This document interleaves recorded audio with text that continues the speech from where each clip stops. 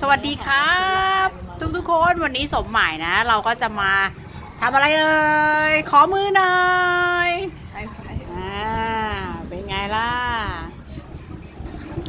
เราซื้อสมหมายนะอร่อยมากทุกคนเอาขอมือหน่อยนี่เป็นไงล่ะแตะได้ด้วยนี่ซ้ายขวาเลยเห็นไหมทุกค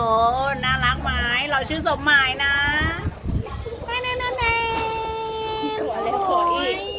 ขอแล้วขออีกขอแล้วแล้วก็ขออีกนะ โอ้ยอย่าพึ่ง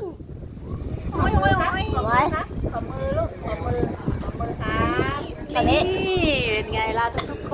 นขอมือหน่อยเก่งมากสมหมายเก่งมากแปะมือแปะทางนี้ นี่ไม่เหมือนแมวเราเลยนะลองตลอดบอกบายบายทุกคนเราชื่อสมหมายนะปิง